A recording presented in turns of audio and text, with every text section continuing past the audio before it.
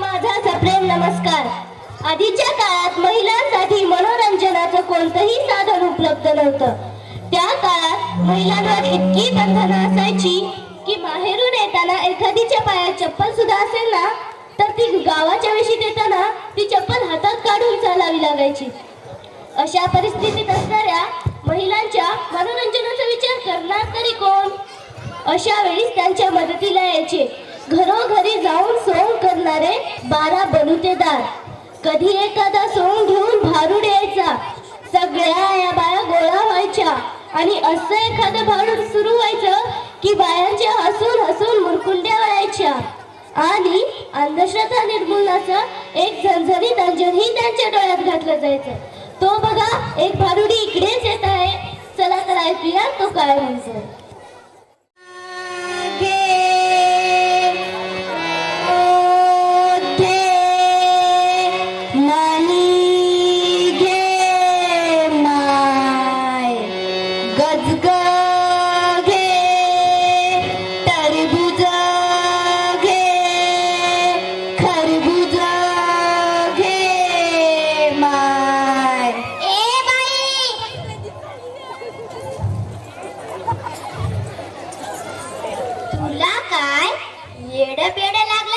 आमचा कार्यक्रम चालू आहे.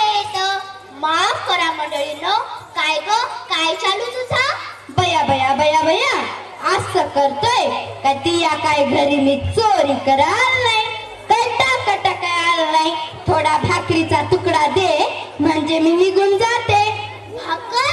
आता कुठली आली बया भाकर? तुला जर मागायचं असलं तर मामाची जिल्लबी माग, वडापाव माग, आणलाय झालं तर पिझ्झा माग. बया बया बया बया बघलात मंडळी काय म्हणतोय?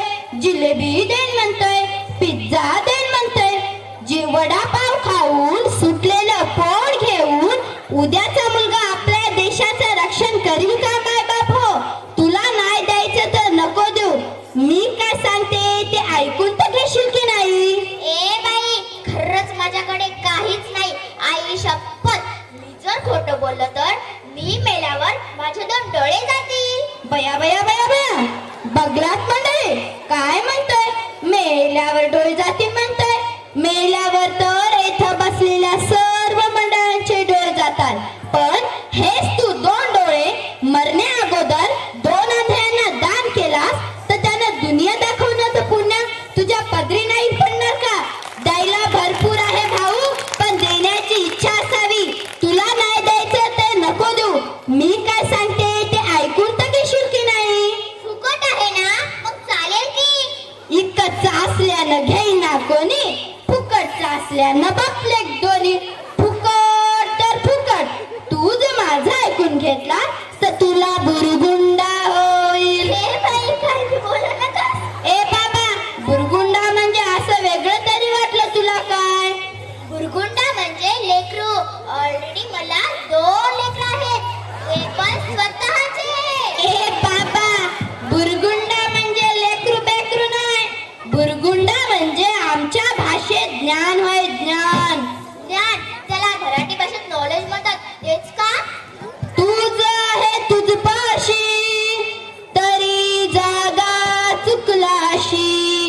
या गोष्टीसाठी संतांनी ग्रंथाची साहित्याची भारुडाची निर्मिती केली.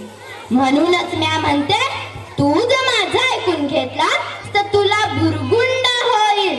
बुरगुंडा होईल ग तुला बुरगुंडा होईल.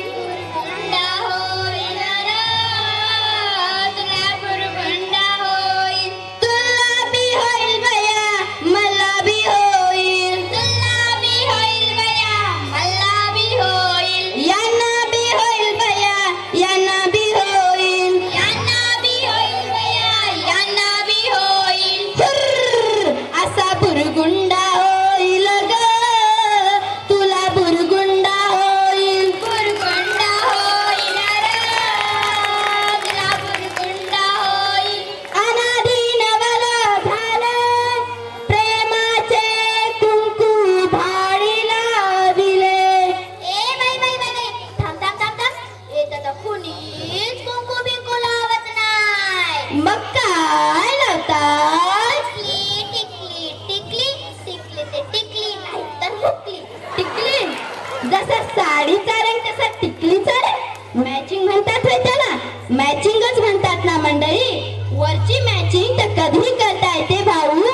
वरची मॅचिंग तर कधीही करता येते भाऊ, पण संसारात जर खरं सुख पाहिजे असलं तर अंतरंगाची मॅचिंग करता आली पाहिजे. नाहीतर सकाळी उठलं, बाथरूम मध्ये गेलं, काढली टिकली, सौभाग्यवती भव, सौभाग्यवती भव. आरशा समोर गेलं, काढली टिकली, सौभाग्यवती भव, सौभाग्यवती भव. मी म्हणत नाही की तुम्ही कुंकू लावा, टिकली लावू नका, पण कुंकू लावण्यामागे काहीतरी शास्त्रीय कारण आहे. मला सांग भाऊ, कुंकू कोठे लावतात? दुसरीकडे कोटा इथं कपाळावरच लावतात ना. हे कुंकू आणे आणि ब्रह्मरंध्र यांच्या मधोमध्ये लावलेलं असतं. हे कुंकू महिलेचा मेंदू अतिशय संवेदनशील असतो आणि महिला मेंदूचं राखण्याचं काम हे कुंकू करतं. हे कुंकू हळदी आणि चिंचोकाचं बनलेलं असतं.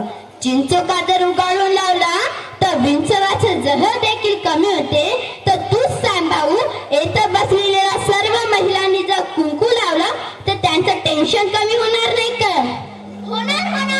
म्हणून मी म्हणते, यांनी जर माझं ऐकून घेतलं तर यांना बुरगुंडा होईल, बुरगुंड होईल ग, तुला बुरगुंडा होईल, बुरगुंडा होईल रे, तुला बुरगुंडा होईल. तुला बी होईल बया, मला बी होईल, तुला बी होईल बया, मला बी होईल, यांना बी होईल बया, यांना बी होईल, यांना बी होईल बया, यांना बी होईल. हुर्र, असा बुरगुंडा होईल ग, तुला बुरगुंडा होईल, बुरगुंडा होईल रे, तुला बुरगुंडा होईल. हे पोतडी आहे ना भाऊ, त्याचाही राग मान नको आणि मलाही काही सोंग समजू नको. हीच का पोचली? तिचा वास येत आहे. भाऊ, याचा वास येऊ देऊ नको. ज्या माणसाला याचा वास आला म्हणूनच त्यांचा नाश झाला.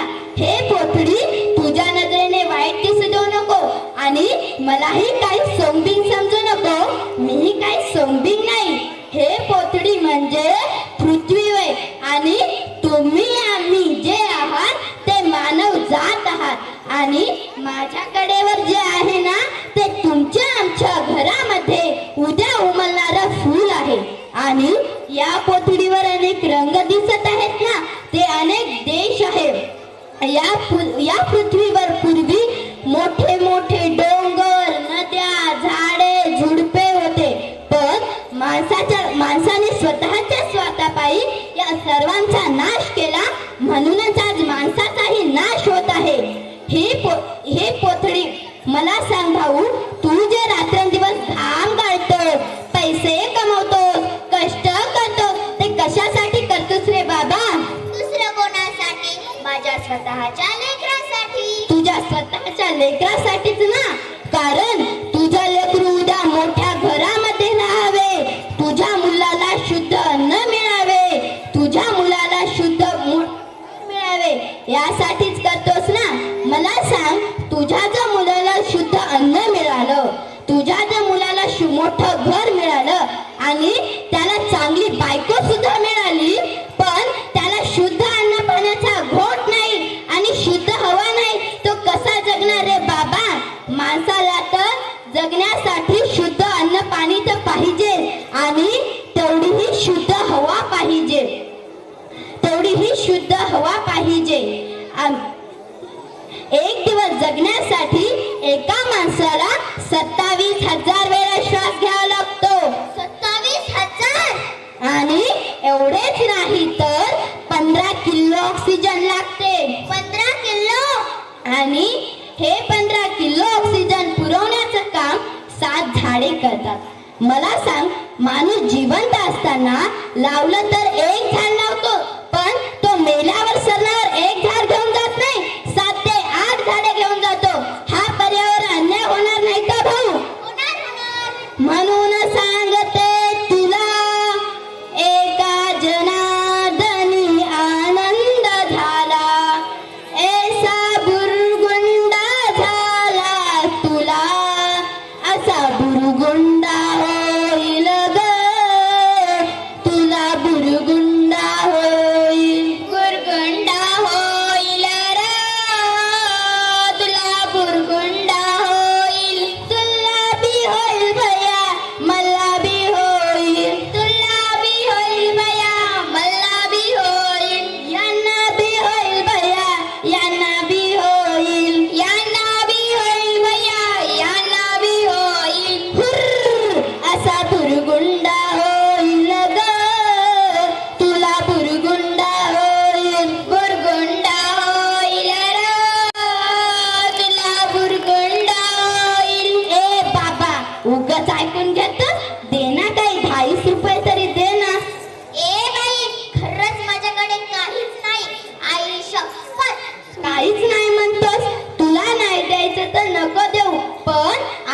सिंधी